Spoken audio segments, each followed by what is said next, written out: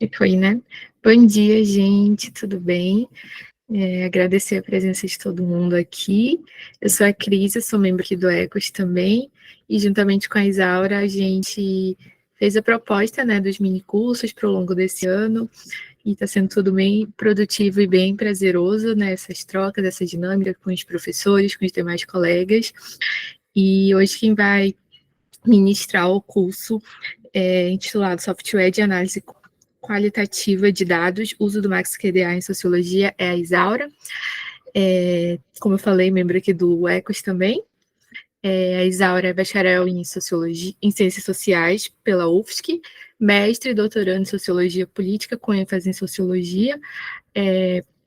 Isaura está estudando, né, e trabalhando com o grupo dos Médicos pela Vida e, consequentemente, né, aplicando o MaxQDA em suas pesquisas, em suas análises. Então, aí tem uma experiência e tenho certeza que vai ser bem produtivo e vai conseguir repassar um pouco disso para a gente. Passo a palavra agora para a Isaura, fazer alguns comentários e fica à vontade. Obrigada, Cris. É estranho a gente ser a nossa própria anfitriã, né? A gente está aí tocando os minicursos desde o início do ano, mas então, obrigada aí pela apresentação e bom dia a todos, a todas as pessoas. Bom, esse vai ser o nosso último minicurso, né, do ciclo, então a gente espera aí também na próxima leva de semestres que vem, conseguir fazer atividades bem legais também. E hoje, então, a intenção era de fazer um curso bastante prático, né, trazer a interface do software aqui, e a gente ir trabalhando com ele e introduzindo algumas das ferramentas mais básicas de análise, principalmente de texto, tá? Que, ao meu ver, são as ferramentas que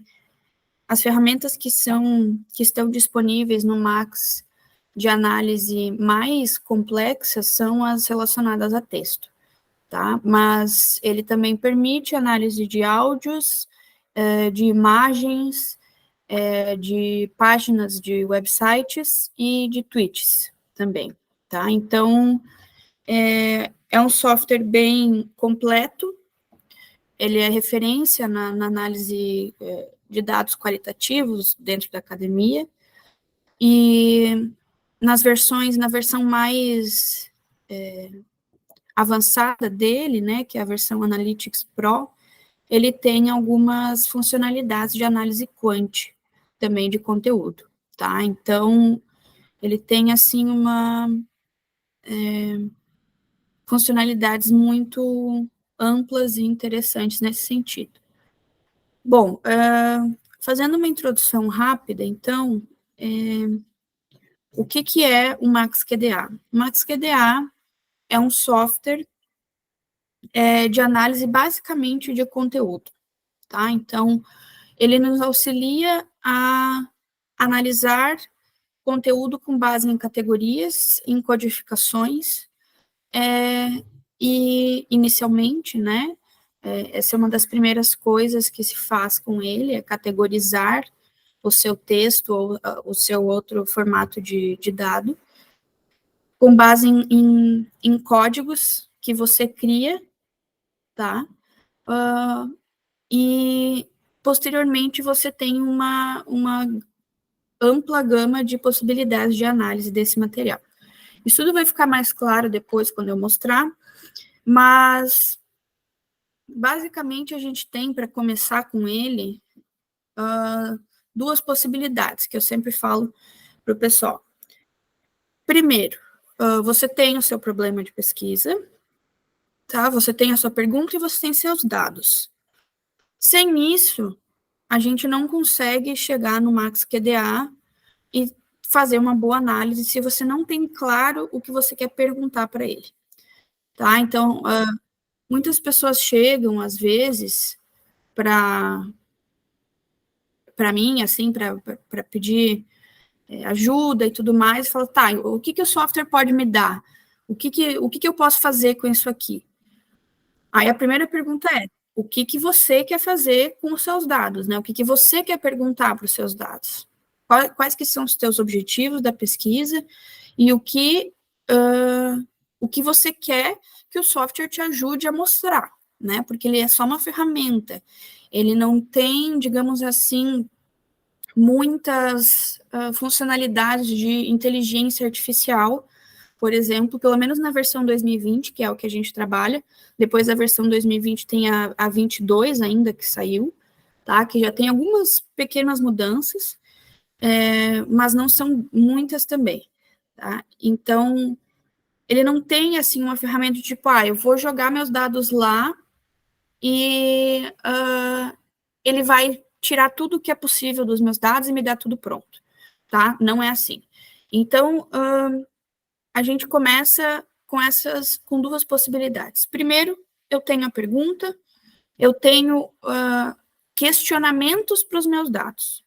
Esses questionamentos são a priori. Primeiro, vamos dizer, tá? Então, se eu tenho questionamentos a priori, se eu tenho categorias a priori que eu quero procurar nos meus dados, e isso vai me dar as respostas que eu quero, eu posso chegar no software, por exemplo, jogar uma transcrição de uma entrevista lá, ou de 2, 3, 4, quantas você quiser, quantas você tiver feito, e aí você tem perguntas a priori e categorias que você já quer procurar. E aí você diz para ele, com base em algumas ferramentas, você diz, eu quero que você procure por isso, isso e aquilo. Beleza, aí você cria lá um dicionário, por exemplo, que é uma ferramenta interessante, e você diz para ele, quero que você procure essa palavra nesse contexto, que você compare as minhas entrevistas em relação a esses conteúdos aqui. Eu quero ver o quão semelhante a entrevista do fulano e do Beltrano são em relação a tal conteúdo, tá? Então, se você tem categorias a priori, você consegue fazer isso, tá? Dessa maneira. Mas, eu sempre digo para o pessoal, esse tipo de análise, ele fica um pouco mais restrito às categorias que você já tem, né? Então, coisas que eventualmente poderiam emergir da análise, de uma leitura um pouco mais aprofundada, mais atenta, né, mais demorada, ficam omissas. Por quê? Porque você já disse especificamente para o software o que você quer que ele procure, ele vai achar aquilo, mas ele não vai te dar nada além daquilo, tá? Mas é uma ferramenta interessante para quem quer procurar coisas específicas, né? Então, sei lá, por exemplo, numa entrevista sobre maternidade, eu quero procurar quantas vezes a palavra pai ou paternidade aparece. Bom, tantas vezes. Ou em que contexto. Beleza, se é isso só que eu quero saber, tranquilo. Tá? Então, essa é a primeira forma de abordar o software, né? Com categorias a priori. Mas o que é mais utilizado, eu diria assim, que eu, na minha experiência, e o que eu indico que seja feito, principalmente quando os dados não são, quando você não tem um N tão alto, né, quando você tem entrevistas em profundidade, por exemplo, ou um grupo focal, ou você está analisando dados de mídia que não são muito extensos, posts de Instagram, por exemplo, Facebook, tweets, essas coisas assim, que você não tem um N muito alto, eu indico o quê? Que sejam categorias a posteriori, tá? Essa segunda abordagem é o seguinte, você joga os teus documentos ali para dentro do software e você faz a leitura e codificação deles como primeira coisa, tá? Antes de tentar gerar análises e antes de fazer grandes perguntas para os teus dados. Então, você joga ali os documentos, você vai fazendo uma leitura atenciosa e você vai criando códigos para esse teu material, tá? E vai estabelecendo categorias, tá? Isso é o básico que se conhece de análise de conteúdo, certo? E que é separar o texto em categorias e ir codificando para que depois você consiga analisar aquele discurso de uma forma teórica, mais embasada, enfim, tá? Então, essa é a segunda maneira e é a maneira que eu mais indico, porque geralmente, quando a gente está fazendo dessa forma, emergem mais categorias, emergem mais insights dos teus dados do que da primeira forma, tá? Mas tudo vai de acordo com a pergunta, com a tua pergunta de pesquisa, certo? E com as tuas intenções com aqueles teus dados. Então, se é responder algo específico e pontual, você utiliza categorias a priori, pede para ele procurar coisas específicas, ponto final. Se você quer deixar emergir, se você quer fazer leitura mais atenciosa, uma análise de discurso posterior mais demorada, você faz com categorias a posteriori, né? Você não estabelece antes já o que deve ser procurado, certo? Então, basicamente, é assim que o software funciona na minha experiência, né? No que eu tenho visto, é assim que as pessoas geralmente utilizam ele, dessas duas formas, tá? Gente, eu pensei que a gente vá durante a exposição conversando também, então, se vocês têm dúvidas ou questionamentos, enfim, sugestões, vocês podem abrir o microfone e ir falando, porque agora, a partir de agora, eu vou transmitir minha tela, e aí eu passo a não ver mais vocês e nem o chat, tá? Então, por favor, podem interromper, e Cris, se alguma coisa aparecer no chat, pode abrir o microfone e me interromper, certo? Bom, gente, o que eu fiz, preparei aqui para nós hoje? Eu vou abrir o software aqui do início com vocês, tá? E eu trouxe um material que é uma simulação. Já vou botar aqui. Um segundo. Que é uma simulação do... Só me digam se estiver aparecendo. Eu acho que não, né? Tá aparecendo meu Meet? Tá carregando. Tá. Eu te aviso quando estiver aqui. Ô, Isa, tá uma tela branca que tá carregando, é o Max que tu tá abrindo? Sim, tava abrindo o Max, agora abriu. Está aparecendo? Não? Ainda não, Acho tá que a tela branca aí. Talvez Acho mais que um eu pouquinho. compartilhei errado. Peraí, vou compartilhar toda a minha tela. Que Tá aí bem. fica mais fácil. Aí eu já venho aqui, já abro já aqui. Acho que agora deu, né? Carregando ainda. Agora foi. Tranquilo. Beleza. Tá, gente? Então, esse aqui é quando a gente começa a mexer com abre essa interface aqui, tá? Então, o que eu fiz? Eu pedi para o chat GPT gerar uma simulação de um grupo focal, tá? Para a gente ir trabalhando esse grupo focal, a análise dessa transcrição desse grupo focal aqui no Max, tá? Então, quando a gente abre assim, a gente cria um novo projeto, tá? Mini curso, você nomeia esse projeto, ele já vai salvar na pasta automaticamente aqui do Max, tá?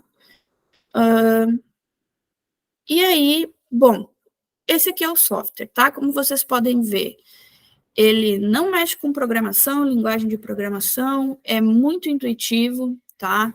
É fácil de visualizar as coisas, as janelas, enfim, ele é muito tranquilo nesse sentido, assim. Então, não precisa entender de programação, nem nada nesse sentido para conseguir ter um bom desempenho com ele, tá? Então, a primeira coisa que a gente faz para iniciar é importar o nosso documento, tá? Então, seja ele textos, PDFs ou tabelas de Excel, de Word, enfim, o que você tiver. Você pode importar transcrições específicas, transcrições de grupo focal. Isso aqui não muda muito de um texto, tá? Então, sugiro mesmo que faça em texto. E aí você tem aqui imagens, áudios e vídeos, tá? Dados de questionário, dados do Twitter, YouTube e do Web Collector, que eu vou explicar depois mais como funciona, tá?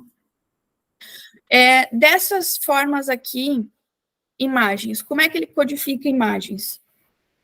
Ele tem só dar uma passadinha rápida antes da gente cair nos textos, tá? Você vai puxar uma imagem para cá, ela vai aparecer aqui no visualizador de documentos, e você vai codificar trechos específicos dessa imagem, certo? Criar um código e arrastar para cima, tá? Então, é como se você tivesse excertos da sua imagem codificada de acordo com o que você quer demonstrar. Áudio é da mesma maneira, mas ele não transcreve áudios diretamente aqui no software, tá? Então, o que você consegue é ter uma ferramenta de transcrição manual e você consegue codificar a trilha de áudio diretamente. Então, por exemplo, do minuto 0 ao minuto 1,5, está se falando sobre não sei o quê. Aí eu crio o código não sei o quê e arrasto ele para cima daquele pedaço de trilha de áudio, certo? Com vídeo é a mesma coisa. Você consegue fazer tanto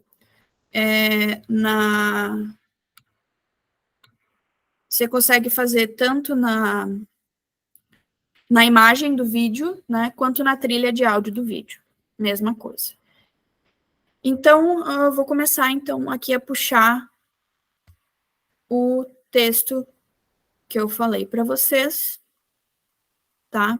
Então, a gente puxa, vai lá, tá nos teus documentos, certo? E assim é o que aparece. Essa aba aqui é onde vai aparecer tua lista de documentos.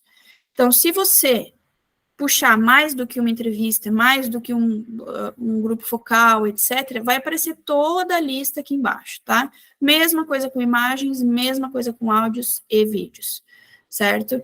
Então, você seleciona ele aqui, quando quiser trabalhar com ele, e aqui você pode mexer com o teu documento, certo? Para ler ele e ir codificando. Ok? Então, como eu falei, isso aqui é uma simulação de um grupo focal que está discutindo o tema de mudanças climáticas na Amazônia brasileira e que foi gerado pelo ChatGPT, tá? Então, não tem nenhum dado de pesquisa aqui de ninguém. E aí, bom, alguma dúvida até aqui? Para a gente poder começar a parte da codificação?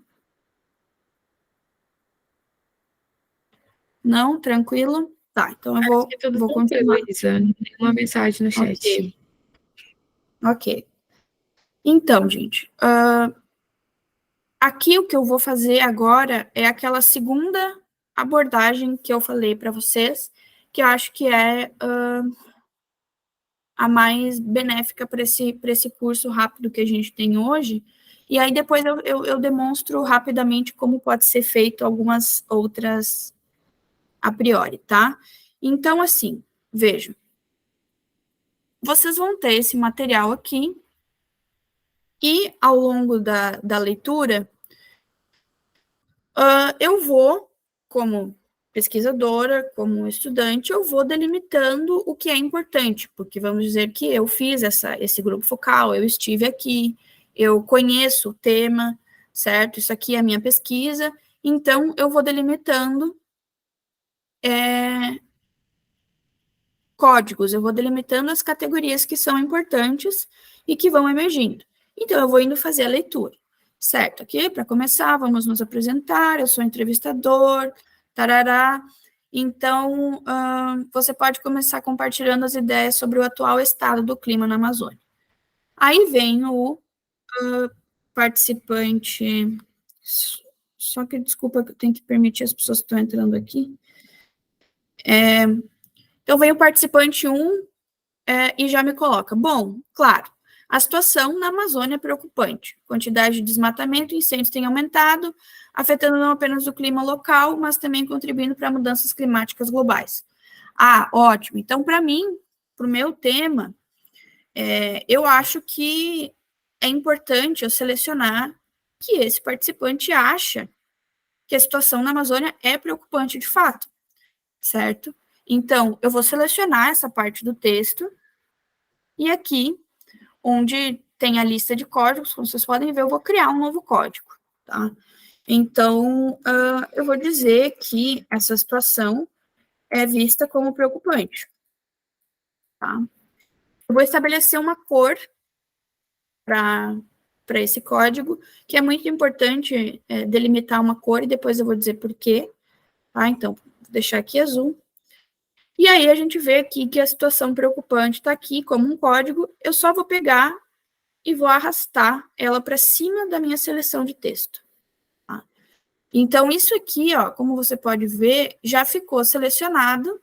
Ó, se eu tiro aqui, se eu clico no código, ele já vai me mostrar qual parte do texto foi codificada com a situação preocupante, certo? Então, o que mais que está aparecendo aqui? Ah, quantidade de desmatamento e incêndio. Bom, então a gente viu que dentro da situação preocupante, o que ele nos demonstra, o que fica mais evidente para o participante 1 é a questão do desmatamento e incêndios. Certo? E aí, eu vou colocar outra cor aqui. Tá? Então, vamos dizer que eu criei um subcódigo para dentro da situação preocupante. Ok? Então, eu venho, arrasto lá para cima da minha seleção de texto. Vejam, eu vou selecionar a parte do texto que eu quero que fique codificada e que depois, na minha análise, vai ser fácil de identificar, tá? Então, assim, o que eu não indico? Selecionar tudo isso aqui e aí eu criar um código para isso aqui dizendo a situação preocupante. Por quê? Porque depois, quando eu quiser demonstrar isso aqui na minha análise, seja em gráficos, seja em ferramentas visuais e tudo, isso vai estar uma quantidade de texto muito grande, tá? Então, a ideia é que você pegue partes essenciais e vá selecionando só as partes mais essenciais mesmo do texto, certo? Então, aí aqui ele explica por quê, tal, beleza. Outra coisa que eu indico, quando você criar um código, sempre se você clicar aqui 2 vezes nessa parte, vai abrir uma anotação sobre o código. Eu indico o quê? Que você explique brevemente em uma linha o que aquele código está, ao que aquele código está se referindo, tá? Por quê? Vamos dizer, este código se refere a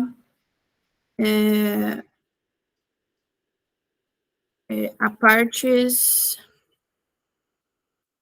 do texto que mobilizam situações preocupantes para a Amazônia brasileira.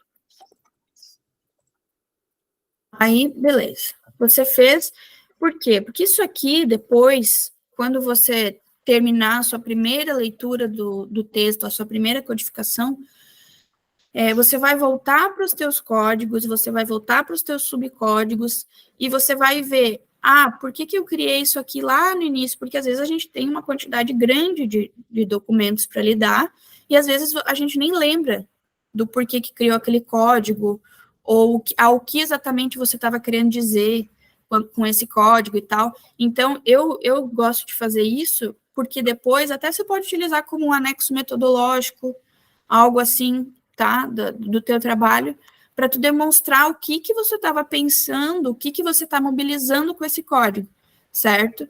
Então, é interessante por isso, e para ficar claro, né, é muito importante que, quando essa codificação é subjetiva, né, do pesquisador, é importante que você coloque o que você está querendo dizer com aquela categoria.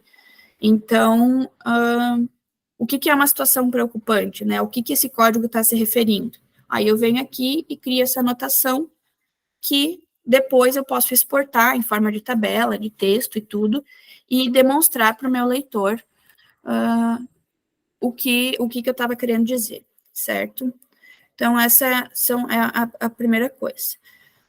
Aí, continuando aqui, obrigada, tudo mais. Aí, ok. Participante 2, concordo, as queimadas e o desmatamento têm liberado grandes quantidades de carbono na atmosfera. Ah, bom, então aqui a gente já tem outra questão, carbono na atmosfera. Eu venho na situação preocupante, né, que a gente vê que o P2, ele enxerga a situação também preocupante, eu escrevo carbono na atmosfera, certo? E dou outra coloração aqui. Eu gostaria de estar utilizando aqui uma coloração próxima do azul, tá? E já vou dizer para vocês também depois por quê. Então, eu arrasto aqui o carbono na atmosfera, que é uma outra questão dentro da situação preocupante. E ele nos traz aqui aquecimento global. Ok, mais uma coisa, aquecimento global.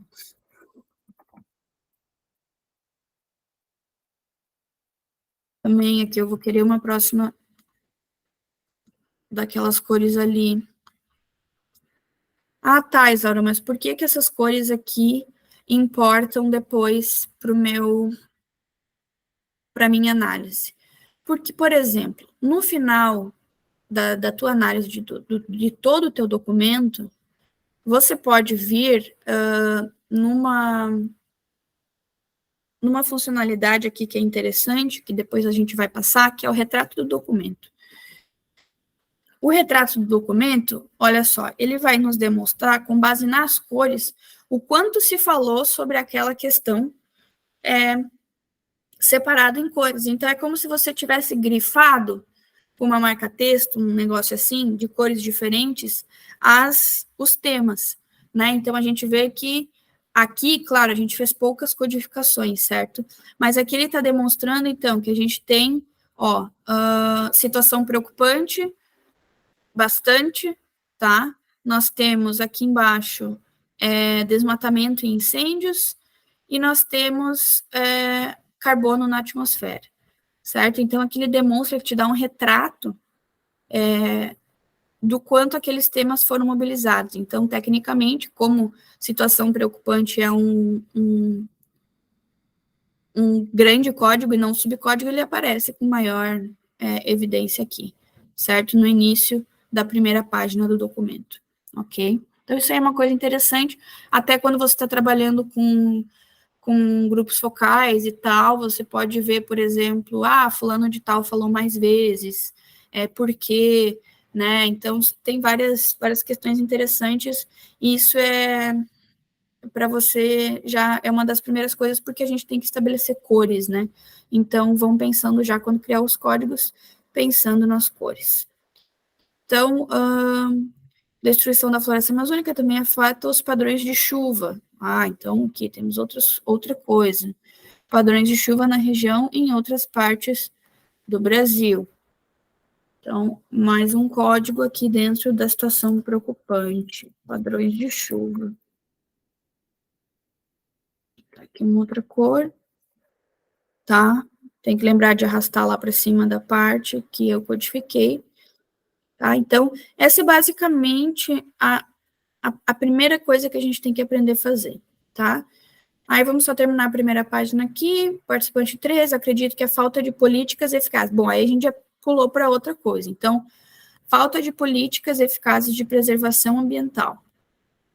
É outro código. Mas eu não quero mais colocar subcódigos da situação preocupante. Então, eu tenho que criar aqui dentro da lista de códigos um outro grande código, tá? Que é políticas de preservação. Tá? Eu vou dar uma outra paleta de cores para isso aqui, certo? Políticas de preservação, ele está dizendo que falta, e é um dos principais problemas. Então, a gente precisa do quê? De medidas mais rigorosas para controlar o desmatamento ilegal e punir aqueles que estão destruindo as nossas florestas. Então, a gente precisa, dentro das políticas, de medidas mais rigorosas. Tá?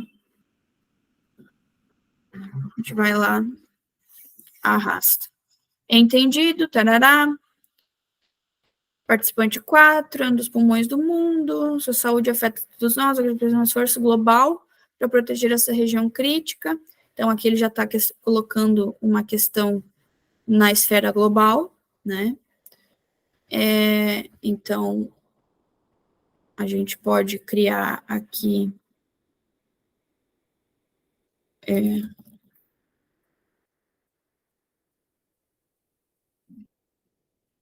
esfera global, certo? Não é só um problema da Amazônia brasileira. E também está colocando dentro da esfera global aqui que é necessário que a gente encontre alternativas sustentáveis, certo?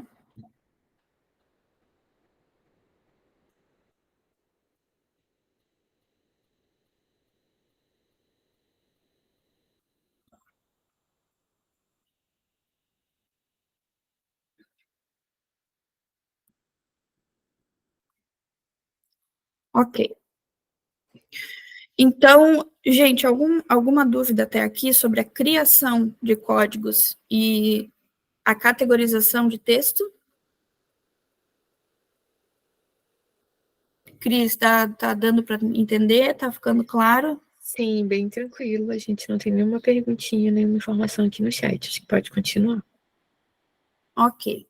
Então, gente, quando a gente for fazendo isso ao longo de todo o nosso material, tá? O que a gente vai ter é essa visão aqui, certo? Vai ter o nosso documento aqui, toda a nossa lista de códigos, com a quantidade de segmentos codificados aqui do lado, certo? E o nosso texto aqui. Então, essa é basicamente a primeira parte, certo? Depois que você fizer toda esse primeiro passo de codificações, certo? A gente vai começar a lidar com as análises em si, ok? Então, o que são as análises em si? São as coisas que, como eu falei lá no início, eu quero perguntar para esse meu documento, tá? Então, o que eu vou começar passando aqui de uma por uma, mais ou menos, das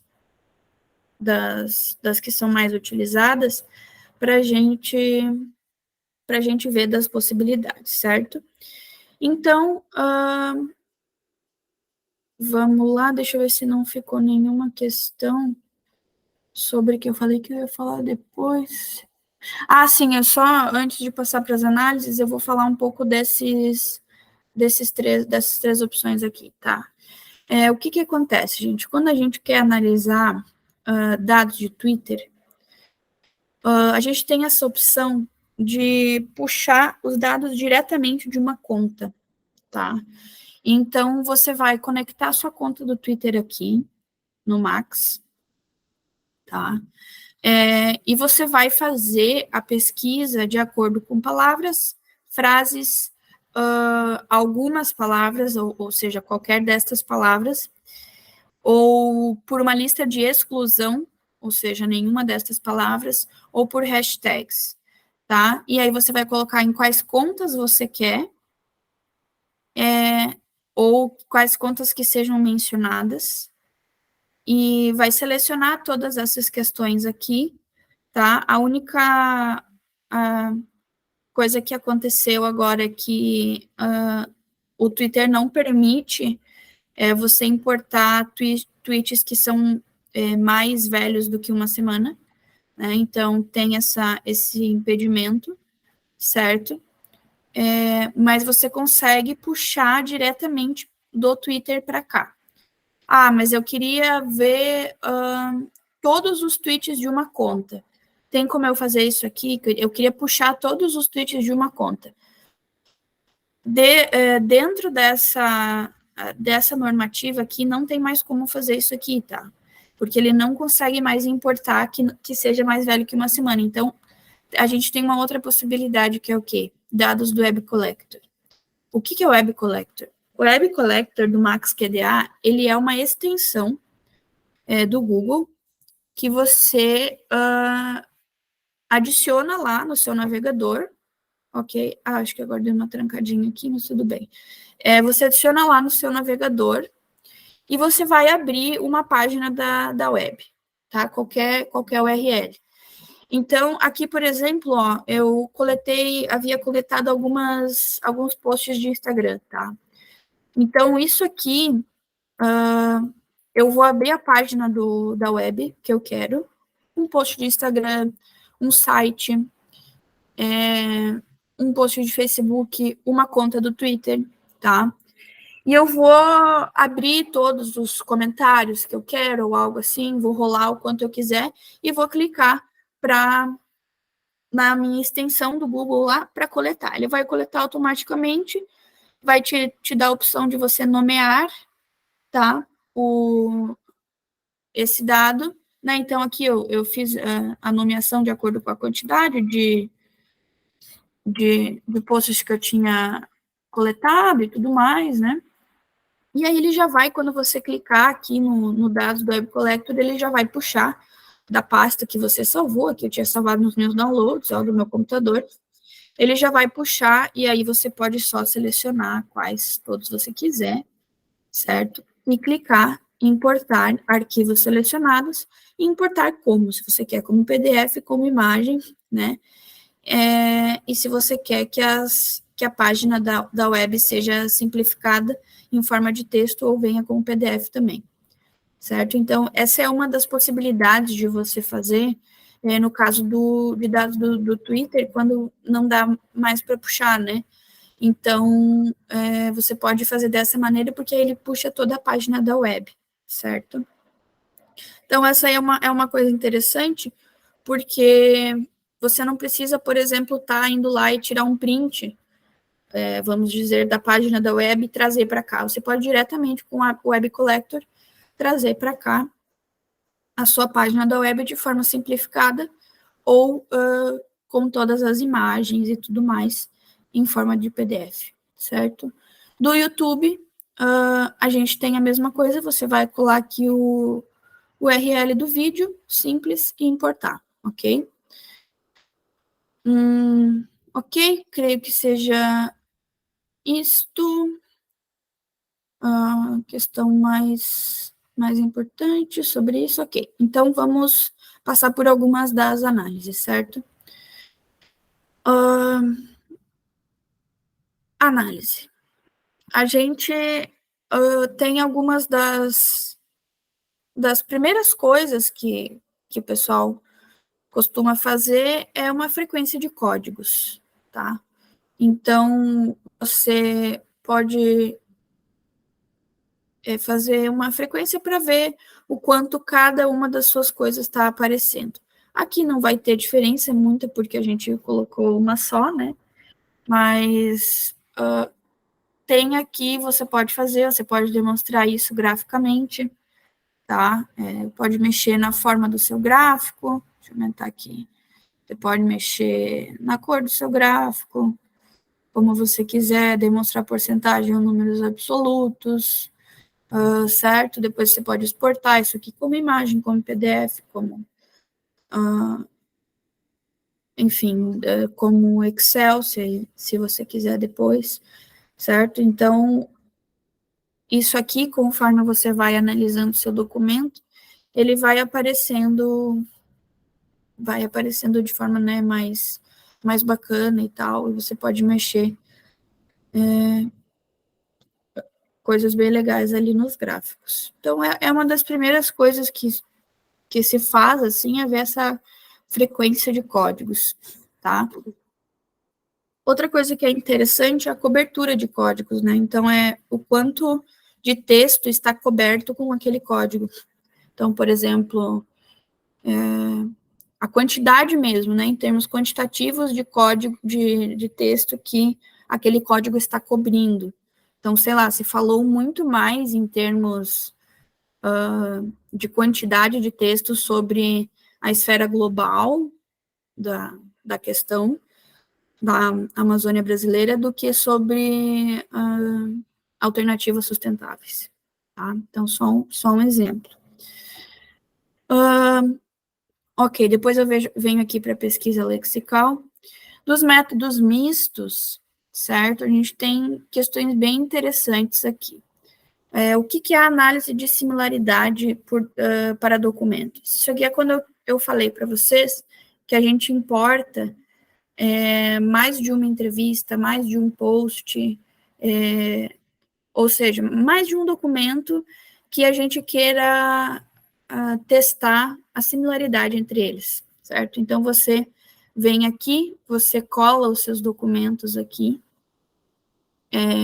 os quais você quer analisar, e ele vai te dar uma similaridade quantitativa entre os teus documentos, tá? De acordo com os códigos, certo? Então, ambos têm que estar codificados.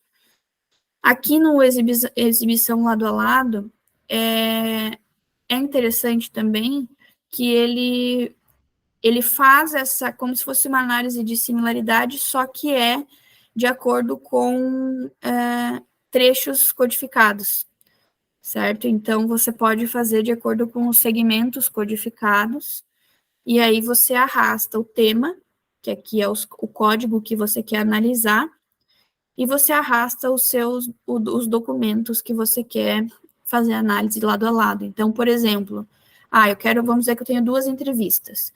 Eu quero ver como a fulana fala sobre alternativas sustentáveis e como a Beltrana fala sobre alternativas sustentáveis. E aí eu seleciono o código alternativas sustentáveis e seleciono o documento da fulana, o documento da Beltrana, e ele vai me dar uma exibição lado a lado e me demonstrar o que está de semelhante ou de diferente, certo? Então, é bem bacana essa questão aqui também dos métodos mistos, né, que mesclam quant com quali. Essa é a principal ideia. Das ferramentas visuais, tem bastante coisa. Como eu falei, isso aqui, gente, vai ficando mais complexo conforme a quantidade de codificações que vocês forem fazendo e a quantidade de texto ou documentos que vocês têm, certo? Então, o mapa de códigos, por exemplo, é algo muito legal de se demonstrar quando a gente tem coisas bem, quando tem bastante códigos e vários documentos. Por quê? Porque aí a gente pode testar coisas assim. A gente cola os códigos, todos os códigos que a gente fez, e aí qual é a relação que você quer testar. Se os códigos se sobrepõem no mesmo segmento, ou seja, se eu selecionei a mesma parte de texto, e nela eu coloquei mais de um código, então, se eu quero analisar essa proximidade, ou se eu quero analisar a proximidade dos códigos no mesmo documento, ou seja, se está um código sobre esfera global no primeiro parágrafo da minha transcrição, e logo abaixo aparece alternativas sustentáveis, ou se alternativas sustentáveis aparecem só no final da mesma página. Então, é isso que ele testa, e aí aqui você pode colocar a distância máxima que você quer entre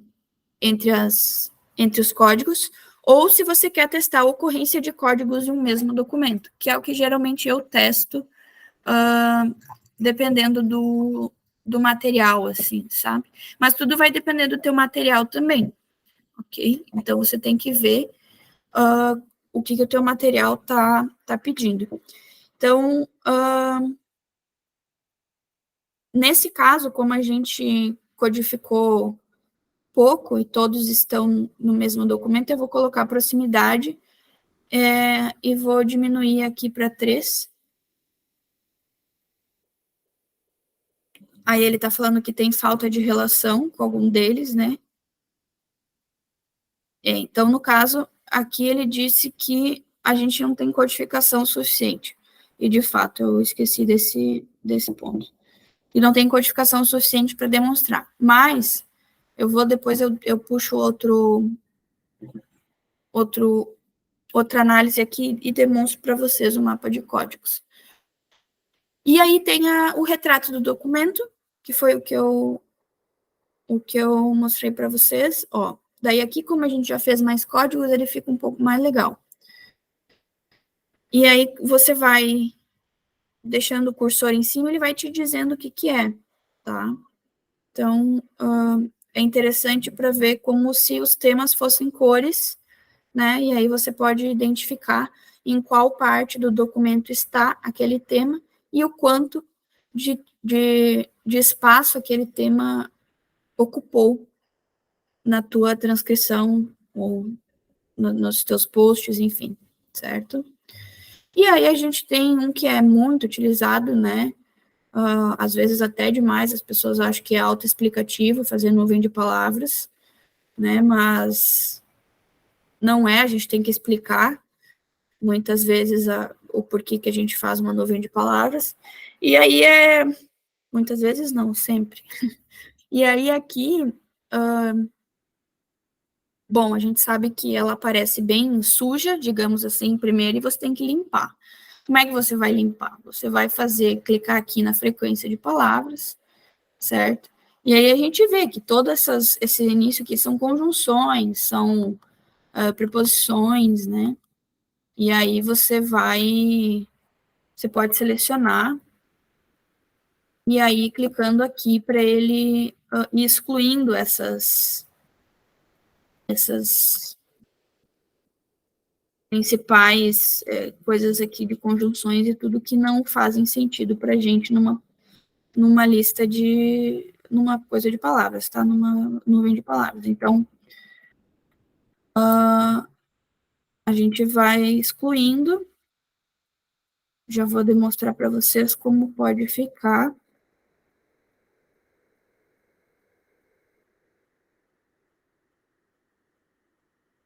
Vai selecionando, vai clicando, tá? E aí você já vem aqui em rearranjar e vai lá olhar como é que ficou, ó, já ficou melhor, tá? Ah, mas aquilo ali é um trabalho muito moroso, não sei o quê. Ah, então a gente pode vir aqui na própria nuvem e vir clicando adicionar a lista de exclusão. Adicionar a lista de exclusão e aí você vai rearranjando, tá? Você vai vendo o que está aqui, o que está aparecendo e vai excluindo o que você não quer, certo? Vai rearranjando e assim, consequentemente, até ficar uma nuvem de palavras realmente explicativa e não só relacionada à frequência, né? Então, essa é uma das coisas legais também que dá para fazer em relação ao documento.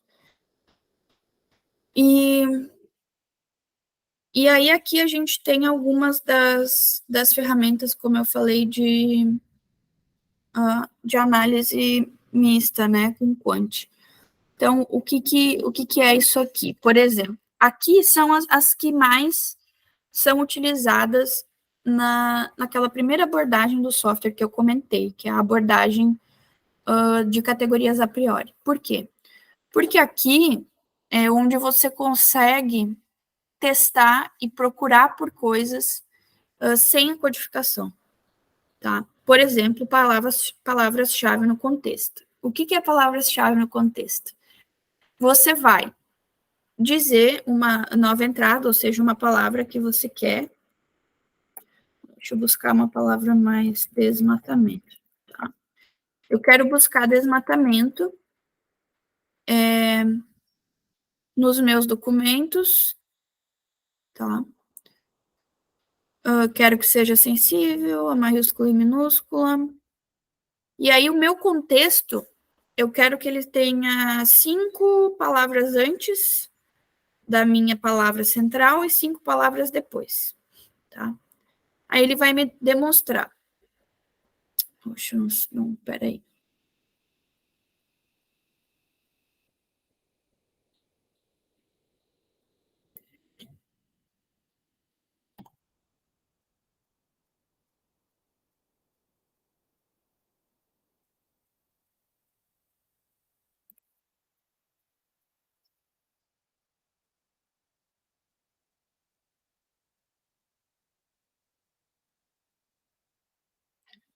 Aí aqui ele vai me mostrar qual que é o contexto que as palavras desmatamento e incêndios apareceram, tá? Qual que é o contexto que elas aparecem. Então, o que que é? Aqui está mostrando que é preocupante a quantidade de desmatamento e incêndios tem aumentado, afetando o tarará, tá? Então, o que eu posso fazer depois também, se eu acho que isso aqui não é explicativo o suficiente para mim, eu posso aumentar o meu contexto, colocar 10 palavras antes, 10 palavras depois, por exemplo, tá? E isso aqui é algo que a gente faz quando a gente não quer ler todo o material e quando a gente tem questões específicas para procurar, certo? Então, é nesse sentido que essa é uma das ferramentas que ajuda. Incêndios aqui também já está demonstrando, a quantidade de desmatamento e incêndios tem aumentado. Mas eu quero ver aonde que no documento está aparecendo isso aqui. Aí eu posso só clicar aqui, ó, tá vendo que ele fica levemente verde, e minimizar, e ele já vai ter puxado lá para mim. Quando eu minimizar isso aqui, ó, ele já puxou a parte lá onde é que tá no documento, se eu quiser ver, tá? Aí, se eu quero ver uma outra aleatória aqui qualquer, eu diminuo aqui, ele já puxou lá onde é que tá, entendeu? Então, essa é uma das ferramentas que a gente pode utilizar sem codificação. A combinação de palavras também é uma delas. Então, a gente pode procurar por combinação de palavras de 5 para 5, de 3 para 3, tá? Por exemplo, quais são as combinações que mais aparecem, né? Então, como você vê... Aí ele vai me dizer aqui, ó, como você vê o papel, tá? Essa é a combinação de 5 palavras que mais aparece no documento, certo? Então, depois aqui, o papel das empresas certo? Então, isso também, posso aumentar a quantidade, eu não quero 5, eu quero 10 palavras. Então, que a comunidade internacional pode, tá? Então, que já tem duas opções, 2 vezes que isso aparece, tá? Ok, essa é outra coisa que a gente pode fazer sem ter codificado. Estrutura interativa de palavras, essa aqui demora um pouquinho mais para girar, mas vamos ver se gira rapidamente para vocês.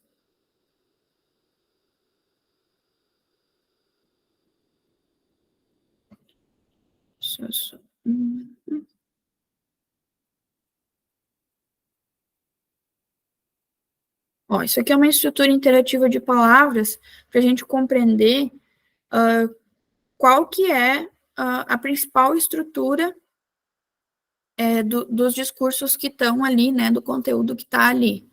Então, começa com A, e aí ele vai te demonstrando como que esse conteúdo ele está organizado de acordo com o aparecimento quantitativo das palavras, né? Então, você pode ir clicando nas palavras e ele vai te demonstrando importância, por exemplo, está ligado com o quê?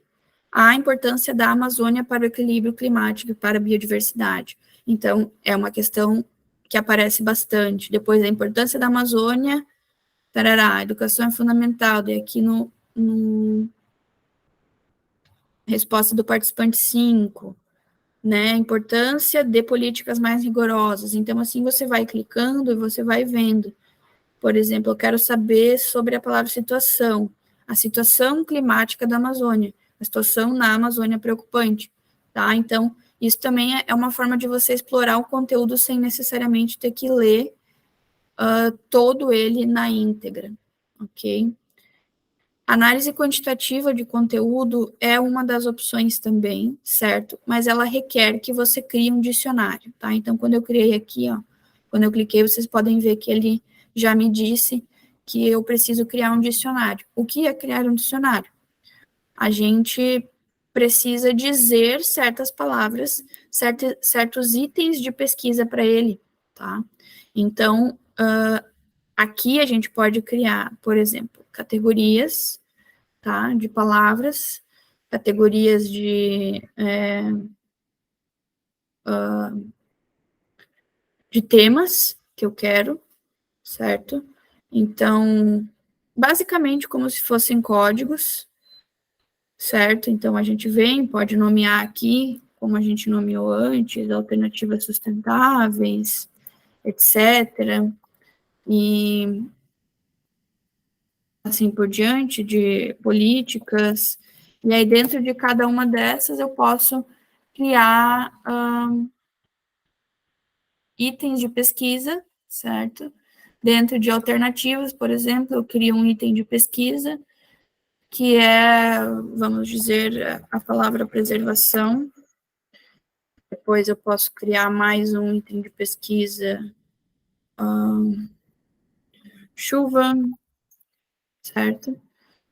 E aí eu utilizo esse dicionário que eu crio com base nas perguntas da minha pesquisa, certo? No que eu quero perguntar. E aí eu posso fazer uma análise quantitativa de conteúdo, certo? E testar. Então, dentro das alternativas, que foi a raiz que eu procurei, né? A gente tem duas menções aquelas palavras, certo? Então, é basicamente isso, essa análise quantitativa de conteúdo.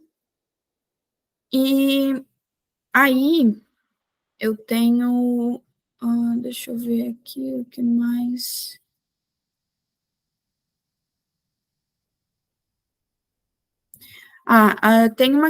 tem questão sobre variáveis também, tá? Você pode estabelecer variáveis para fazer alguns tipos de análise. E o que são essas variáveis? São os códigos que você pode clicar, tornar ele uma variável do documento, tá? E aí depois testar, fazer alguns testes com essa variável. Então, por exemplo, eu quero ver durante... vamos dizer que eu tenha feito 4 grupos focais durante um ano, com os mesmos participantes, tá? E eu quero... E no meio desses 4 grupos focais, eu fiz uma conversa com especialistas. Só com especialistas. E os meus participantes assistiram a essa conversa. E aí eu quero testar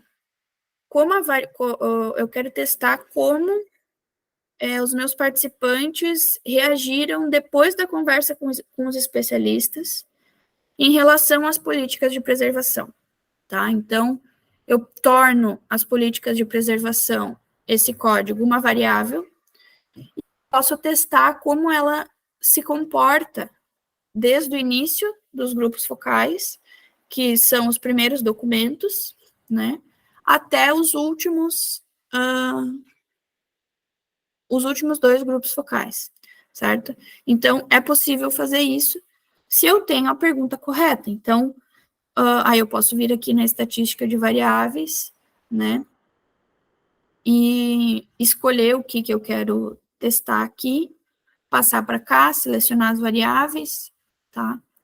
E aí fazer testes mais específicos, mas tudo isso a gente consegue fazer, como eu disse, o que eu estou falando aqui é um geralzão, né, uma introdução das possibilidades, mas se vocês chegam e falam, eu quero ver isso aqui especificamente, como eu falei agora, testar como os discursos sobre a política de preservação mudaram ao longo dos 4 grupos focais, considerando que no meio a gente teve uma conversa com especialistas, tá? Então, eu vou mexer em todas essas variáveis e vou fazer os testes específicos, certo? Que tem a ver, que podem responder a essa minha pergunta. Então, é um software com muitas possibilidades, desde que você tenha clareza das suas perguntas e de como você quer respondê-las, né? Então, eu acho que de demonstração, assim, de coisas que eu preparei, é isso, de trabalhar aqui com o software, e agora, deu 1 hora, e agora eu penso de eu ir interagindo com vocês, com as pesquisas de vocês, e eventualmente respondendo sobre possibilidades de trabalho com os dados que vocês possuem, né? E também de dúvidas que vocês tiveram até aqui sobre isso. Eu vou parar de compartilhar para a gente conseguir conversar um pouco, mas o software está aberto aqui, qualquer coisa eu compartilho novamente. E aí, pessoal? O que lhes parece? Vai, Cris. Então, Isaura, eu fiquei bem reflexível, estou naquele momento do mestrado de começar a escrever a qualificação, que é um momento tenso. Então, eu quero trabalhar com análise de conteúdo,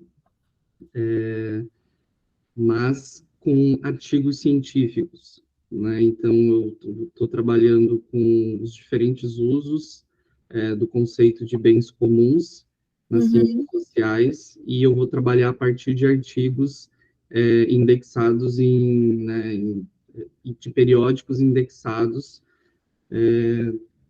Web of Science, Cielo, enfim, né, alguns indexadores que eu ainda estou filtrando quais vão ser. Você acredita que seja viável eu fazer análise de conteúdo de artigos científicos, especialmente porque é uma quantidade grande de artigos no MaxQDA? Eu acho que sim, Cris. O Max ele até tem uma ferramenta ali de análise bibliográfica, né? Então, você pode tanto importar os artigos completos para dentro dele, ou, por exemplo, os resumos e títulos, né?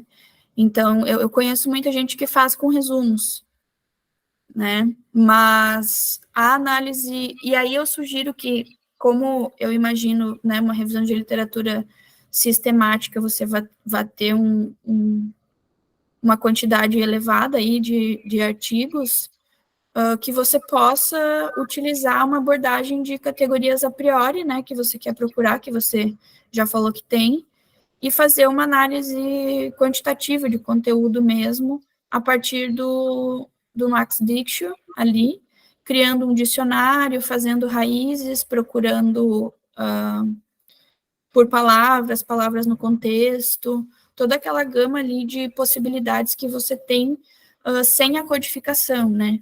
E aí, acho que é uma boa entrada, um bom pontapé numa análise numa revisão de literatura, porque você consegue, pelo menos, mapear os principais temas, as principais questões que aparecem na revisão de literatura, para depois, dependendo desses resultados, você adentrar em alguns específicos, né, ler daí mais aprofundadamente e tal. Mas eu acho que sim, que vale muito a pena justamente para que você não tenha que fazer toda essa leitura inicial, toda essa leitura completa dos artigos, né, e já ter, mesmo assim, sem a leitura completa, a indicação de análise do conteúdo deles, né. Perfeito. Obrigado, Isa. Imagina. Mais alguém? Acho que Juliette levantou a mão. Juliette, não sei como pronunciar muito bem teu nome. Tá certo. Estão me ouvindo? Ai, sim. Teclado aqui em cima. É uma pergunta, tá? Eu recém comecei a usar o software. E eu assumi, né? Estou fazendo a minha tese de doutorado, já estou nessa etapa acabei as entrevistas, né? realizei as transcrições à medida que eu fui fazendo também, e eu estou usando como abordagem, como metodologia para análise de dados a teoria fundamentada em dados. Uhum. E aí eu encontrei nesse software, na verdade eu encontrei em trabalho de teoria fundamentada em dados a menção do uso do software. Daí eu comecei. E eu tenho muito material, tipo assim, as minhas transcrições, eu mais ou menos divido em blocos, em escalas, né? A primeira escala, que é a que eu consegui toda transcrever, passar para dentro dele e fazer a primeira codificação, né? Que dentro da teoria fundamental de dados tem 2, 3 codificações, dependendo. Uma primeira tu codifica, a segunda tu agrupa. A minha primeira codificação de todo o meu bloco de entrevistas da primeira escala, eu fiquei com 130 e tantos códigos. E esse trabalho, ele é manual, na verdade, né? Tu vai ali, não é muito difícil, assim. É uma pergunta também. O que acontece comigo? Eu estou tentando fazer o agrupamento dos códigos. Eu já consegui diminuir, já deixei desses 130 algo, eu fiquei com 30 e poucos que eu vou agrupar as categorias, assim, do SQL. Sim. Eu queria poder realizar uma análise estatística desse material. E aí, o que eu percebo? Que quando eu olho frequência, né, dentro do software, ele me dá a frequência pelos segmentos codificados. Outra coisa que ele me dá é a ocorrência do código pelo grupo de documentos. Isso. Uhum. A frequência, né, trabalhando com a frequência, ela é sempre baixa quando eu tenho esse monte de códigos. Uhum. Por quê? Porque dentro dos segmentos codificados, sei lá, eu tenho 600 e tantos segmentos. Nesses tantos documentos, ela acaba sendo esses códigos foi representativo dentro do discurso ali dos entrevistados. A ocorrência já é diferente, porque se o mesmo código ocorreu em todas as entrevistas, quer dizer que ele é um código representativo. Mas isso, eu não entendo quase nada disso. Coisas que eu tenho estudado também, e eu queria saber, assim, se tu tem alguma alternativa para isso, como que tu lida com isso, porque essa parte da codificação, ela é mais chatinha, ela é manual, mas depois, tu mencionou rapidamente aqui a parte mais da análise, né? Até aquele mapa ali com os códigos coloridinhos é algo que eu não tinha visto ainda, porque eu estou descobrindo como que se mexe, né? E aí eu queria saber, assim, para quem tem tantos códigos, quando a frequência é baixa, como que eu, enfim, apresento a relevância dessas informações, sabe? Sim. Olha, uma das... Não, imagina. Uma das saídas metodológicas, eu diria, para esse problema, que eu encontrei também na minha dissertação, que eu trabalhei com posts de Facebook, e acabou tendo mais de 5.000 posts que eu analisei, assim, e comentários, enfim. E aí também eu tive uma quantidade absurda de códigos, e acontecia isso. Então, uma das saídas que eu consegui encontrar é o que eu citei ali rapidamente, que é a cobertura de códigos. Né? Então, eu fazendo a cobertura dos códigos, eu conseguia ter um número de quantidade de texto que aquele código cobria. Né? Então, eu não sei se isso pode ser interessante para ti, porque às vezes é o contrário, né? Às vezes são só palavras que você codificou ou questões assim, mas a cobertura de códigos, quanto mais quantidade de textos, linhas e parágrafos, enfim, você codifica com aquele código, mais ele vai aparecer, né, em termos quantitativos. Que aí você estava falando de termos quantitativos, eu acho que a cobertura de códigos é algo interessante por causa disso, assim. Mas realmente é uma questão que pega para a gente ver sobre Sobre a frequência, deixa eu até abrir aqui a questão da frequência de códigos.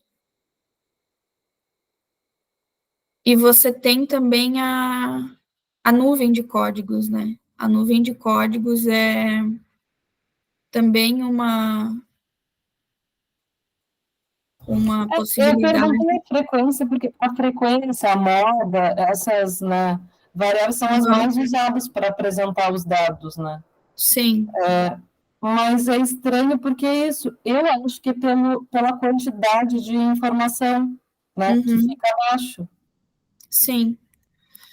E outra coisa, eu vou abrir um outro projeto aqui para mostrar como que fica um mapa de códigos de um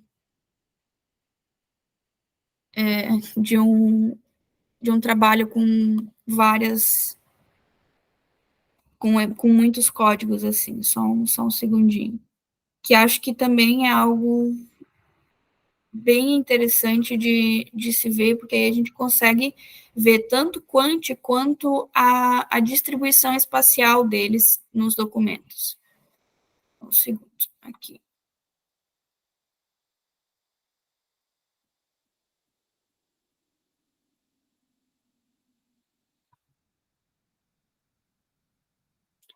Eu vou transmitir de novo aqui minha tela.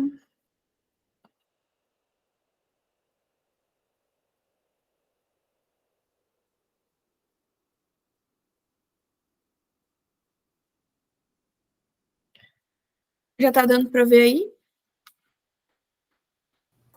Sim, já está dando, está abrindo. Ok. Tá. Então, aqui eu tenho uma quantidade grande de códigos e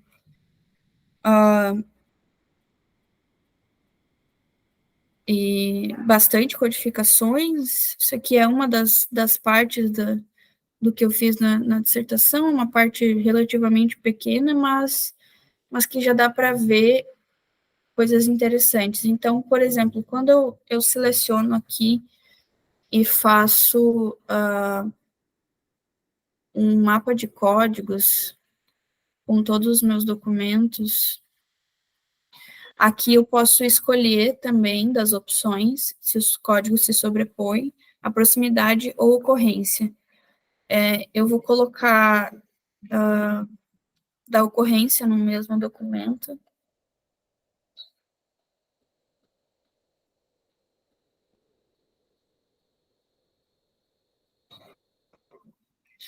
E aí, isso aqui é uma das formas da gente ver como que os códigos se distribuem ao longo de todos os meus documentos, certo? E como eles se aproximam ou se distanciam. Então, aqui eu posso demonstrar, de acordo também com linhas de ligação, uma frequência mínima, vou botar 5, a forma como essa ligação acontece, tá? Então, eu acho interessante também, porque a gente consegue ver onde tem núcleos importantes, por exemplo, de argumentação, tá? Então, aqui seria um núcleo importante que tem frequências de ligação bem relevantes, tá? Aqui a questão da informação, por exemplo, né? A gente pode ver que também tem um núcleo relevante aqui, né? Então, isso tudo são alternativas a uma frequência simples de códigos que a gente pode fazer para visualizar como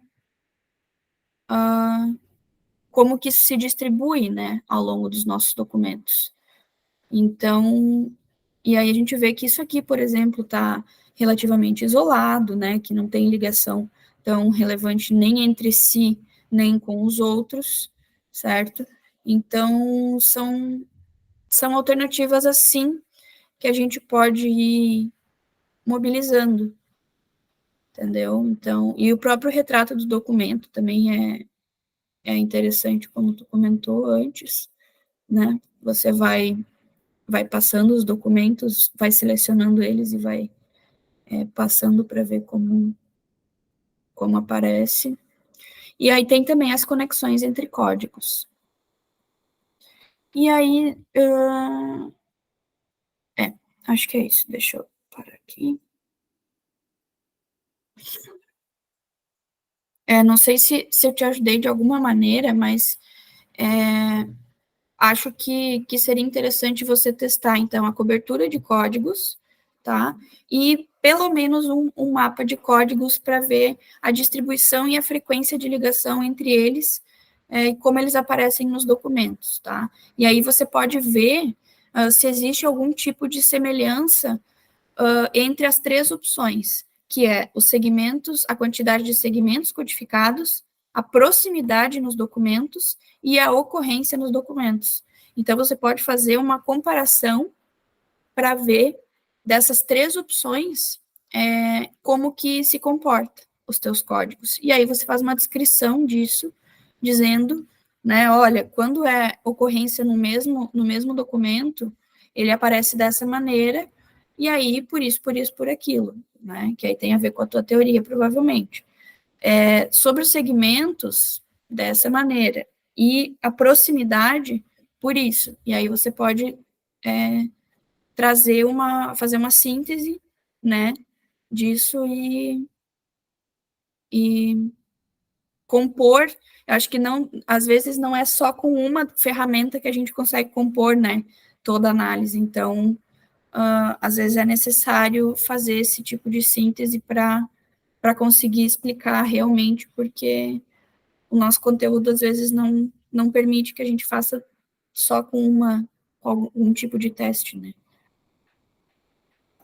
Eu anotei tudo que tu falou. Muito obrigada.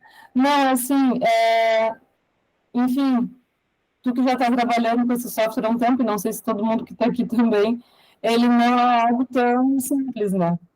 A gente vai descobrindo à medida que vai fazendo, assim, eu olho, tipo, direto os tutoriais, aí me perco, volto, mas enfim, é isso. Valeu, obrigada. Imagina.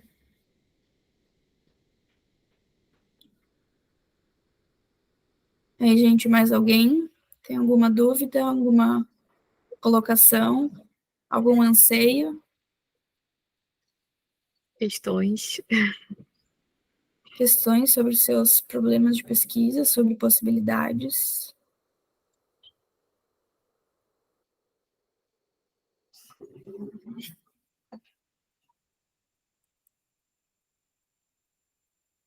A Cris já mandou aqui o formulário de presença.